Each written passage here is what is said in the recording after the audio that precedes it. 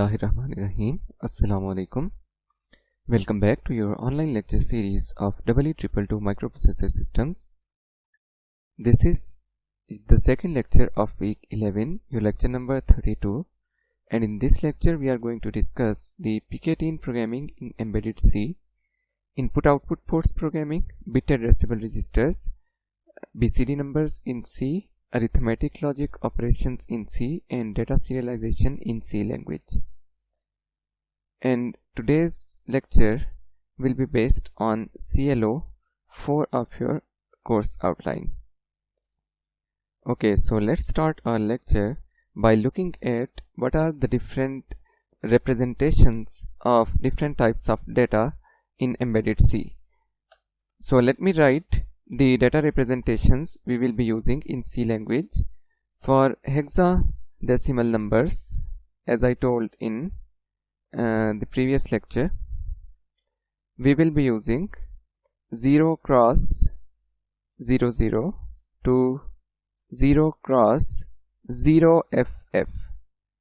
If the hexadecimal number is starting from an alphabet, we have to write a 0 before that. So it will start from 0 0 to 0 cross 9F to 0 cross 0 FF. Then for the decimal numbers, we don't need to give any prefix or postfix, so it can go from 0 0 to any number, maybe 65536 in case of integers. And finally, in case of binary number representation, we will be using 0B 0 0 0 0 0 0 0 0 to 0B 1 1 1 1 1 1 1 1. So these are the three data types we will be using while programming in C, and here is how to represent them while programming in C language. Now coming on to the input-output ports and how to access the individual bits of the ports. In assembly language, we used to write port A, 0 to address the pin 0 of port A. In C language, we don't need to write the complete register's name. We can just write RA0 to address the pin 0 of port A. Now what this means is that in embedded C language, all the special function registers that are bit addressable have dedicated label for all the addressable bits. For instance, all the bits of all the ports have a dedicated address. We don't have to specify the parent register. Like in case of assembly, we had to specify the parent register that we are going to access the port A, and then we had to specify that we are going to access the bit 0 of port A. In this case, we have a dedicated label RA0 for port A pin 0.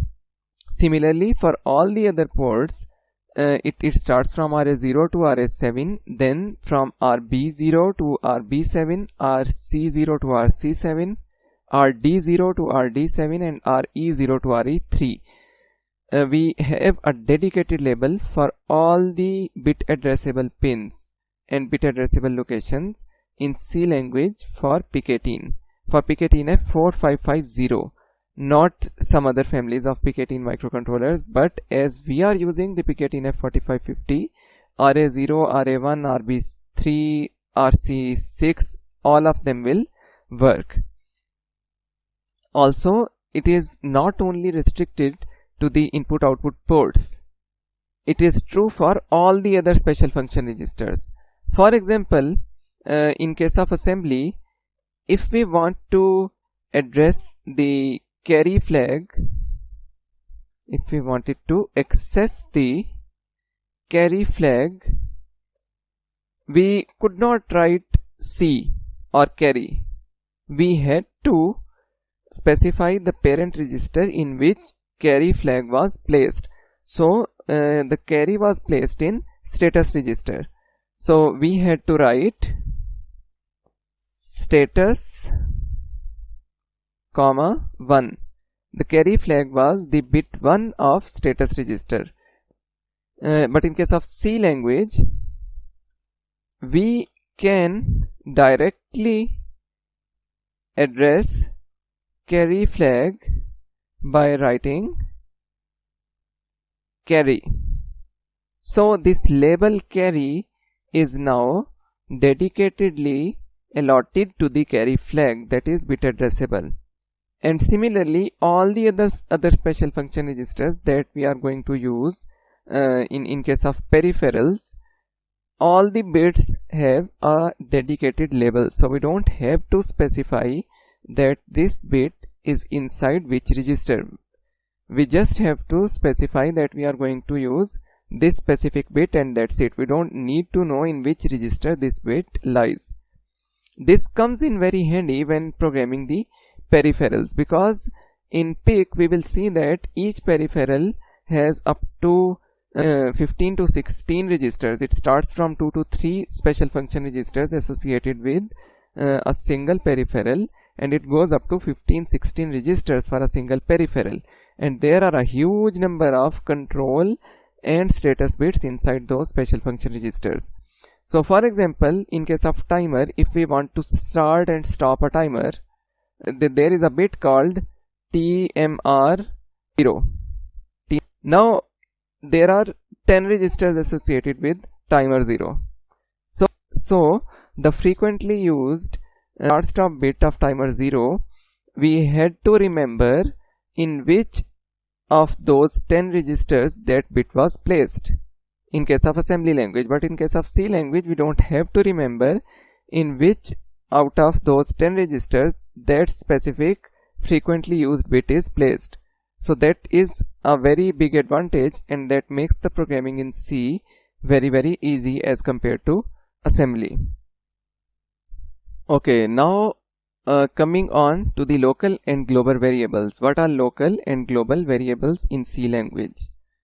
In C language, we start writing our program by including the header file, and then we declare some variables or define some labels for different locations, and then we start our main function. So all the variables declared outside all the functions, preferably before the main function, are global variables, and they can be used inside any declared function in our program. All the variables that are declared outside all the functions, they are global variables, and global means they can be used inside any of our functions in our program. In contrast, the local variables are declared inside a specific function, and they can only be used inside that specific function. For example, if I have a function of delay and I declared two variables inside that delay function, I and j, and I want to use that I and j outside that function, it is not possible. A local variable cannot be used outside a function in which it is declared. And then finally coming to the arithmetic and logic operations in embedded C. The arithmetic operations in C are really simple. So I have add, represented by the plus sign, subtract, multiply, and divide. Keep it in mind that the multiply is not represented by the x. Multiply is represented by the steric. X is used to represent hexadecimal numbers. Then for the logical operations in C, they are very well explained in your Mazidi's book under section 7.3. And here they state that the logical AND is represented by the AND symbol, OR is represented by a vertical bar, exclusive OR is represented by this cap, and the inverter is represented by this approximate sign. So to perform a logical operation on a bitwise register or a single bit, we have to use these symbols as defined here in the table 7.3. Apart from that, in C programming, we also use these logical operations as conditions in our for loops, while loops, etc., if else conditions, etc. So when using these operations as conditions, we write them as and, or, not, and so on. But in case of logical operations on some data stored in some register or a single bit, we have to write them just once. So this symbol will be written just once. So in summary, the arithmetic operations add, subtract, multiply and divide are represented by these symbols. Logical operations are bitwise and are represented by these symbols, and the logical conditions are represented by double symbols in case of AND or OR, and by an exclamation mark in case of NOT. For example, if a variable a is equal to 1 and b is equal to 1, do something will be written as follows: if a is equal to 1 and b is equal to 1, do this. So now, after discussing the basics and the syntax and formatting of embedded C language, let's write an example program in MPLAB X IDE and try to simulate it on Proteus. Alright then, let's start with our example programs. So the statement for our first example is written here. You have 4 switches A, B, C and D connected to port B, pin number 2, 3, 4 and 5 respectively. What we have to do is we have to write a program that will increment the port D if both A and B are 1 at a time, and decrement port D if any of C or D is 1. If both the conditions satisfy at the same time, A and B will take precedence. For example, if both A and B are 1 and also one of C and D or both of them are 1 at the same time, then there will be a conflict that whether to increment port D or decrement port D. So it should increment port D, not decrement it. And if none of these two conditions are true at a time, at any given time, then the port D will stop counting and it will stay at the same value until one of these conditions becomes true.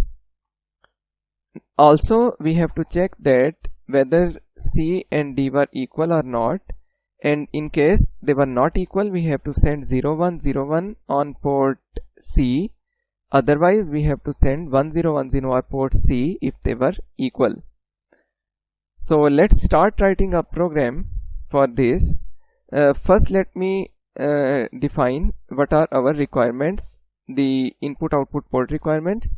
We have to make port B as an input port, and we have to make port C and port D as output ports. Why? Because our input switches are connected with port B and our output is shown on port C and port D. So let's start making the program.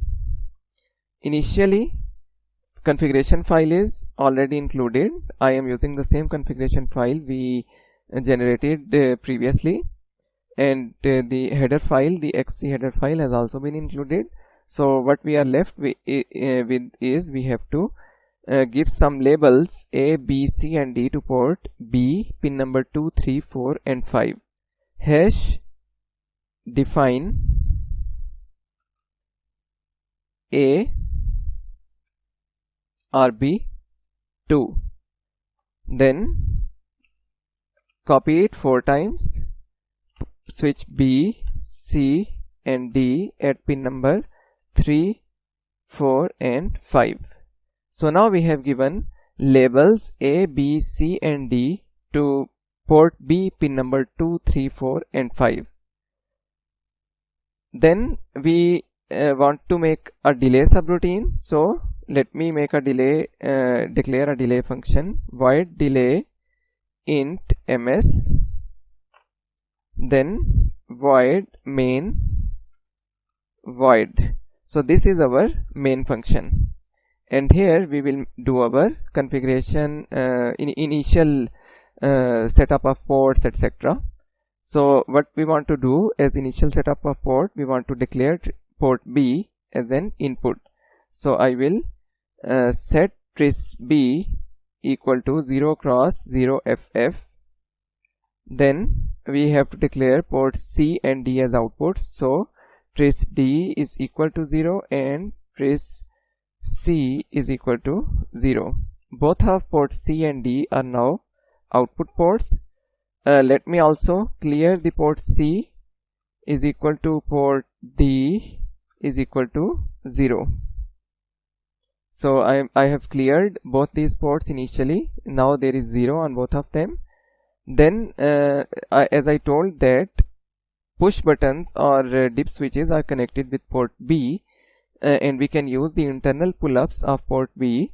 So I can enable the internal pull-ups by sending clearing the RBPU bit.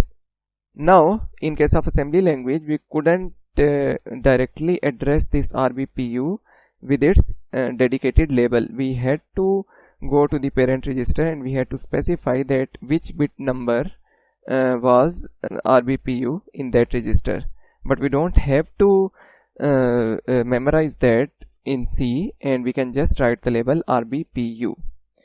And at this point our initial settings are done. So now we have to make a loop that will check whether the conditions of the desired conditions of the switches are true or not, and we subsequently we will set the values of ports accordingly. So we want to do this as an infinite loop, so we will put it in a while one loop. If now I will start writing the conditions. If A is equal to 1 and B is equal to 1. So this is saying that if both A and B are 1, then do what? What we wanted to do in this case was increment port D. So port D plus plus. Then we had to check whether C and D, any one of C and D was 1 or not. So that was not else, that was else if C is equal to 1 or D is equal to 1. And in this case we wanted to decrement our port D. And else if both of these conditions are not true, what we want to do? We want to do nothing. So there is no else condition in this case. The second condition we had to check was whether port the switch C and D were equal or not. So we will write another if condition. They are independent, so it is not else if, it will be if C is not equal to D. What we wanted to do in that case, port C is equal to 0 cross 55 01 01 01 and 01. Now in this case, else port C is equal to 0 cross 0 double A.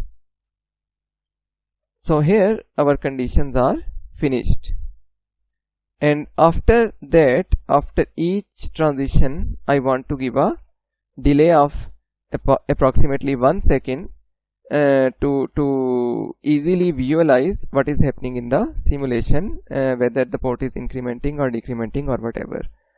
So up till here our conditions are completed. So what's left is now to make a delay subroutine. Void delay int ms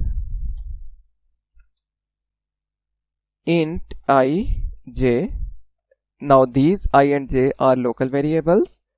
For I is equal to 0 to I less than ms I plus plus, and inside that another for loop for j is equal to 0 to j is less than 70, as we calculated yesterday, j plus plus.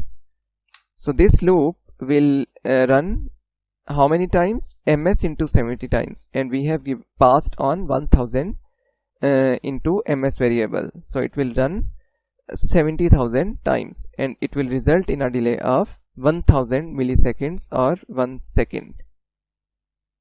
And again I forgot to write semicolon at the end of this loop, because there is nothing happening after this loop. So I think our program is ready to be simulated. Let's compile it first. So it's good that there are no errors and the build is successful. Let's open Proteus. So this is the design file on which we will be simulating our code. There are 4 switches as we discussed, A, B, C and D, connected to port B, pin 2, 3, 4 and 5. And the controller is already loaded with the hex file produced by lecture number 31. So let's simulate it. We can see that the port D is incrementing and there is 1010 on port C. So 1010 means that switch number C and D were equal. We can see here that they are actually equal. They both have state 0 at this stage, and this is incrementing. Why this is in what condition it was supposed to increment? Switch number A and B both should have a value of 1. So we can see here that both pin number 2 and 3 are 1 at this point, and we can also see that both pins C and D are 1 at the same point. So A and B are taking precedence. Let me switch A to 0. So now A is 0 and the port should start decrementing, because the condition 2 is true and condition 1 is no more true. And you can see here that the port D has now started to decrement. And one more thing to note here is that now still port C is 0101, but if I close the switch C also, there is 0 on switch C and 1 on switch D, so they are not equal, but the condition is still true. So the port D should keep decrementing as it is, and the port C should change from value of 0101 to 1010. So in this case our port C is not changing the value. We can see that. So let's see what's wrong with the code. Okay, so I have found the issue with our program. When I was making this Proteus file, I connected the switch A to RB4, switch B to RB5, and switch C to RB2 and switch D to RB3. But in my program I have declared A to RB2. So I will change it in the program, that is easier. Let's change it to RB4 and 5 and change it to RB2 and 3 for testing, and let's build it again. So I think now this program should work perfectly fine. So if I simulate it, both these conditions are true. The port is incrementing. A and B is not true. It starts decrementing. Both of these conditions are false. It is stopped. C and D are equal, so it is 1010, and C and D are not equal, so it is 0101. So now the program is working perfectly fine and behaving like it should have. So this code gives you the basics of how to give labels to certain bits. So we have given labels here. This hash define is similar to the equate operator in assembly, EQU operator in assembly.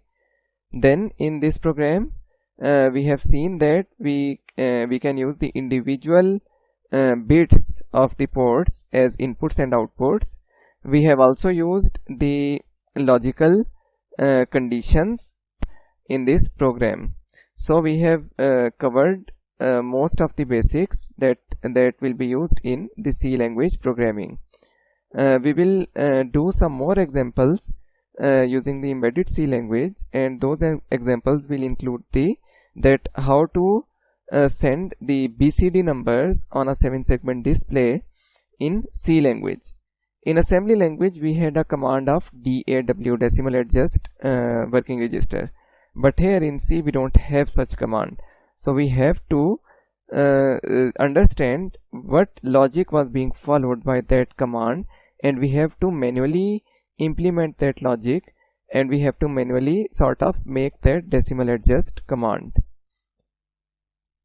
So let's start writing a code that will for the seconds loop of our digital clock, as we did in assembly language. So in this program what we will try to do is we will try to make a similar code that will send the seconds from 0 to 59 on port B and display them as BCD numbers on the 7-segment displays, 2 7-segment displays connected to port B. So we will need packed BCD numbers. We want to we don't want to give labels to any of the ports in this case. So we will just declare our delay function, void delay int ms, and then we will make another function void decimal adjust void. This decimal adjust function will be used for emulating the DAW command in C language. Then we will start our program with our main function. In the main function what we want to do is we want to make the port B as output. So tris B should be cleared, and I will clear the port B initially as well. I will also declare some global variables because we are going to use them in both the main function and the decimal adjust function. So I will declare unsigned character seconds is equal to 0, initiate it with 0. Then I will declare two more unsigned characters, that is seconds high and seconds low. The higher nibble of seconds and the lower nibble of seconds, we will need them in implementing the decimal adjust command manually. Then in the main loop what we need to do is we need to clear the carry flag initially, and the digital carry flag should be also cleared initially. Then we want to make an infinite loop, so we will write while 1, and inside that loop what we want to do is we want to keep counting from 0 to 60. So to count from one number to another number we use for loops. So for unsigned character I is equal to 0 to I is less than 59 I plus plus. So whatever I will write after this will run for 60 times, for 59 times, not 60 times. 0 to 58, it is less than 58, not less than, equal to 59. So seconds plus plus, and then after incrementing the seconds, what we used to do in assembly language, we used to write the DAW. We used to move the seconds into working register, decimal adjust the working register, and then move that back to the port. So in this case we don't have the DAW command. So what we want to do is we will call the decimal adjust function. Then after we will just assume for now that this function will decimal adjust the seconds variable. So now what we want to do is we want to move that decimal adjusted value to the actual port B, and then we will give a delay of 1 second, and then this loop will keep running for 59 times. Once it becomes 59, the seconds will start from 1, so it will count from 1 to 59. So here after coming out of this for loop, we need to clear this seconds variable to 0, and we all want to give a delay of 1 second again, and send this seconds to port B is equal to seconds. Now what's left is the decimal adjust function, void decimal adjust void.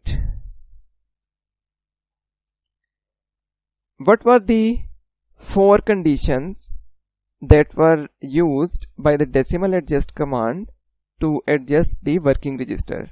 We are not dealing with working register, so we will just adjust the seconds variable using the same 4 rules. The first rule was that the decimal adjust command will check for the carry or the digital carry. So first it will check for digital carry. What is digital carry? If there is an 8-bit number and after some operation, after addition or incrementing or subtracting or whatever, the lower 4 nibbles overflow and a carry is there from the lower 4 nibbles to the upper 4 nibbles. That is a digital carry.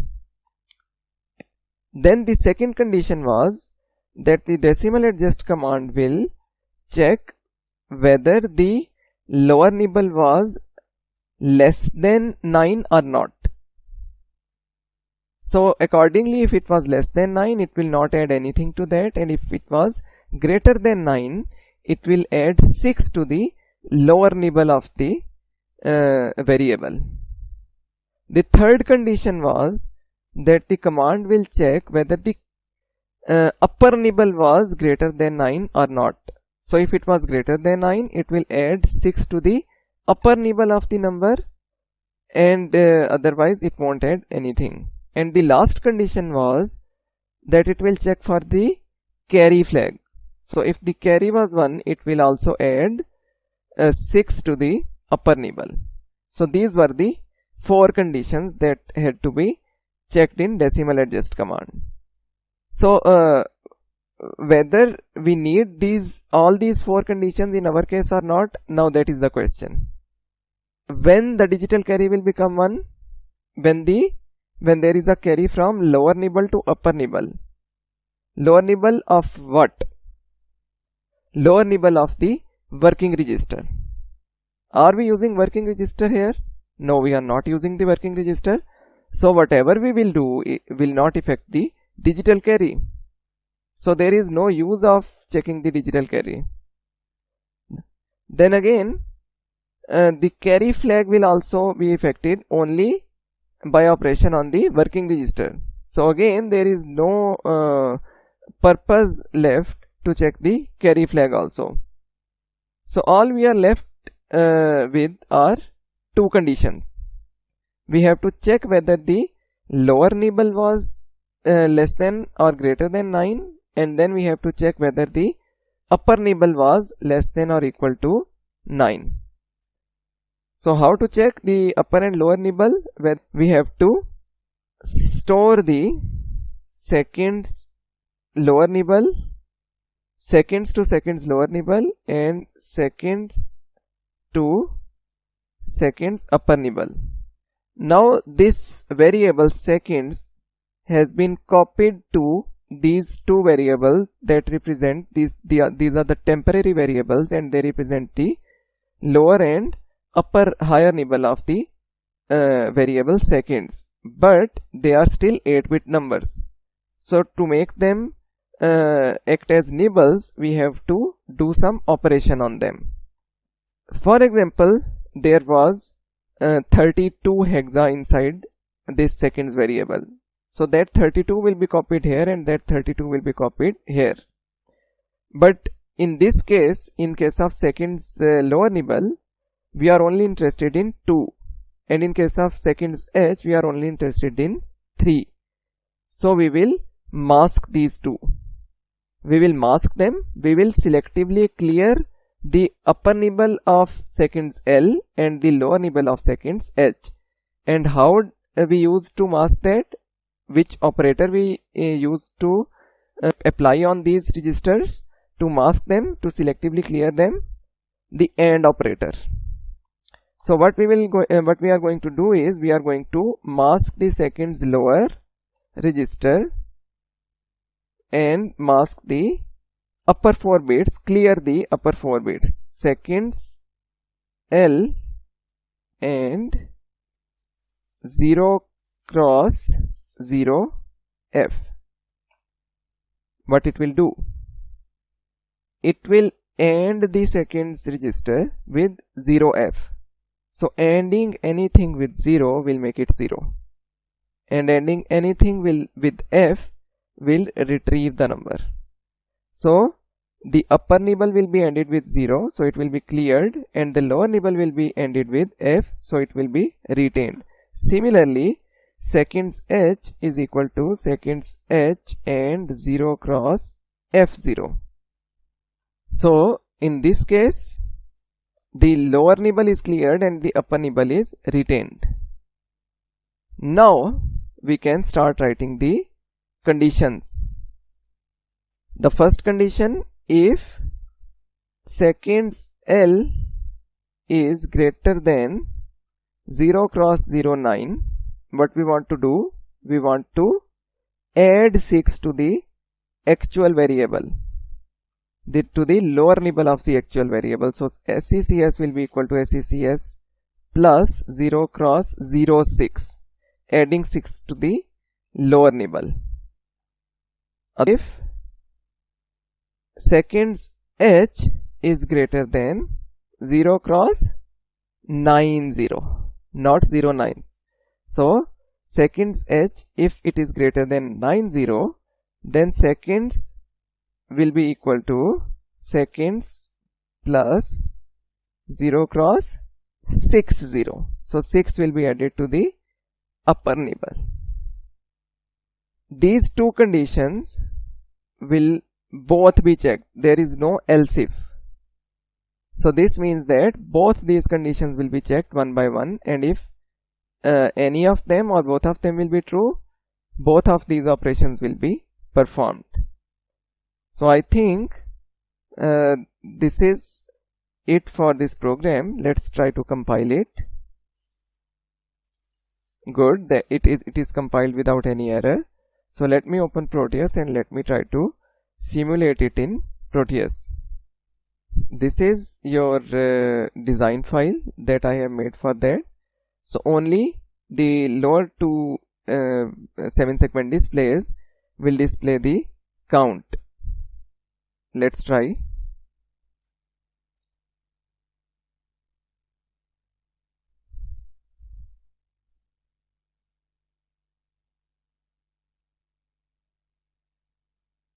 Up till 10 it was so good. Now I am going to reduce the delay here. I was giving a delay of 1 second. So let me make the delay to 0.3 seconds so that we can see the simulation up till end quickly. I want to make sure that each value is correct and there is no bug in this code.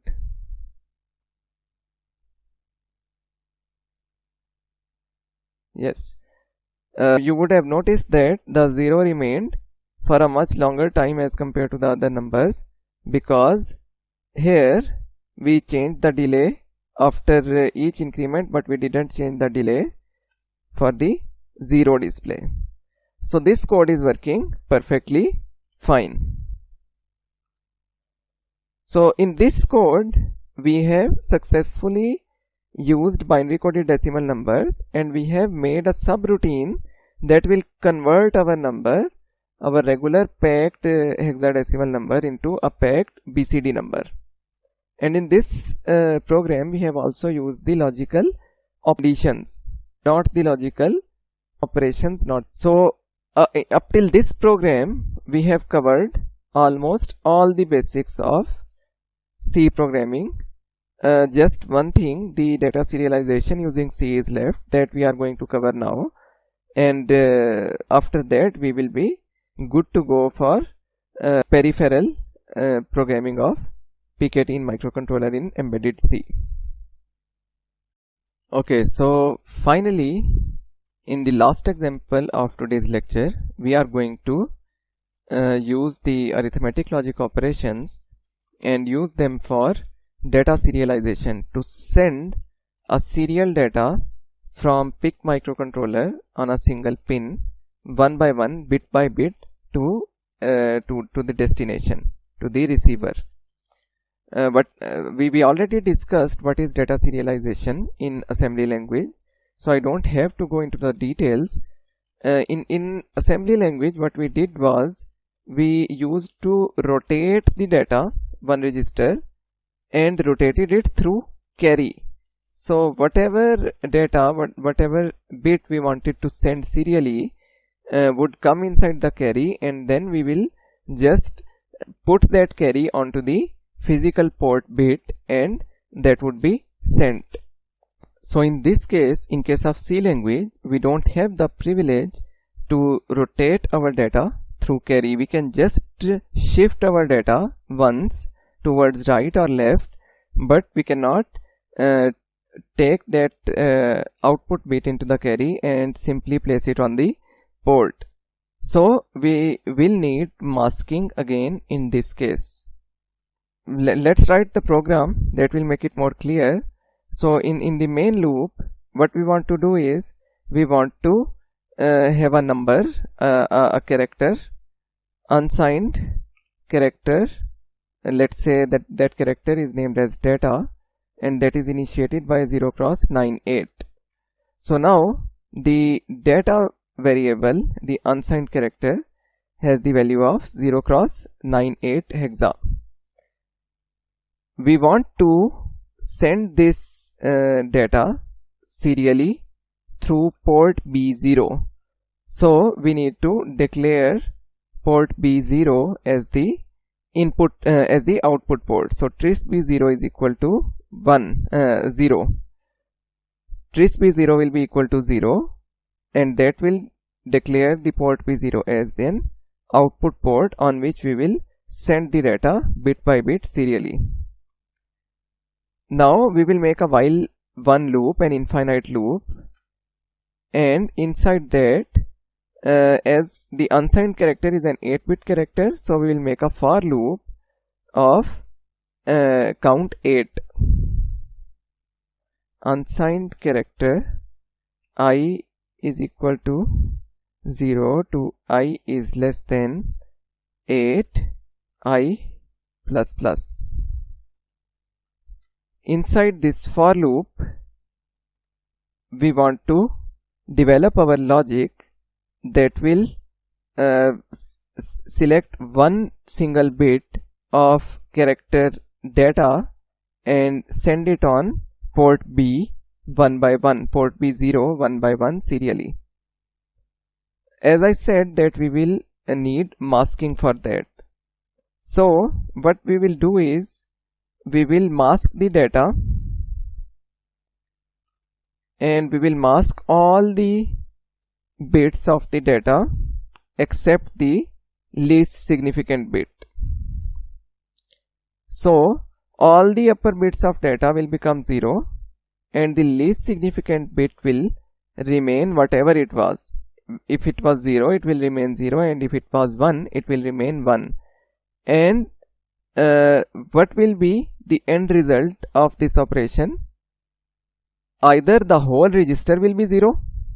If the lower bit was 0, the whole register would be 0, and if the lower bit was 1, the whole register's value would be 1. So this masking operation right here, this will convert the whole register between either a value of 0 or a value of 1. And 0 and 1 are the values we can send on a single bit, single port bit. So we will just equate RB0 to this value. So if this register is 0, RB0 will become 0, and if this register is 1, RB0 will become 1.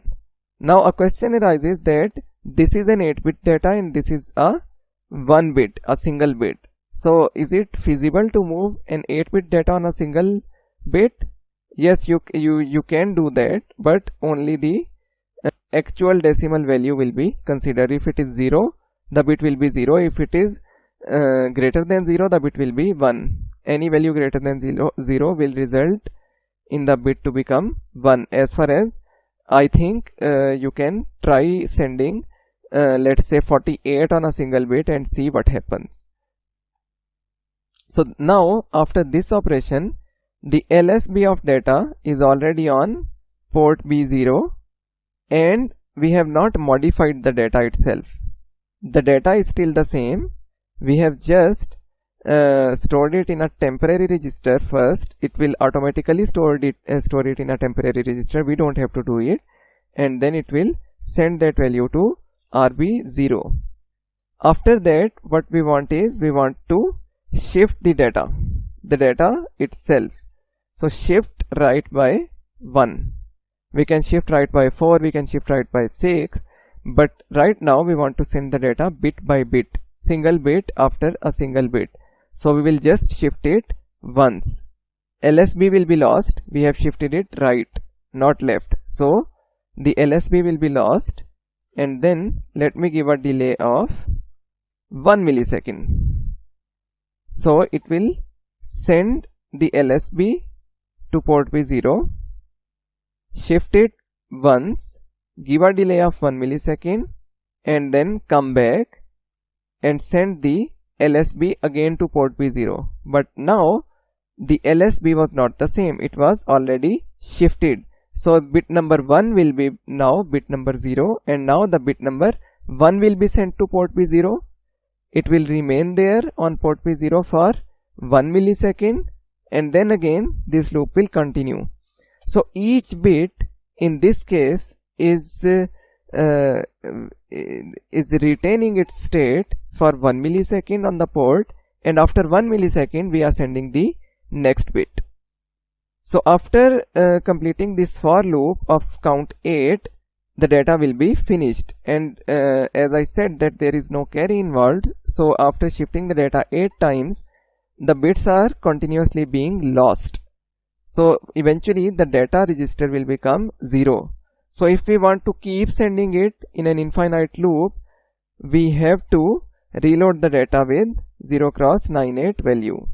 I am going to send it in an infinite loop just to observe the output on Proteus on the oscilloscope. Otherwise it is not needed. Otherwise we don't need to send one data in an infinite loop. So let's try to build this program. Build is successful, good. And let me open the Proteus. So this oscilloscope was there in our first design because we wanted to investigate the status of pin 0RB0. Let's run this program and see here. If I can zoom in here. So if you see here, there are 2 ones, then there are 3 zeros, and then there is one single one and then 2 zeros.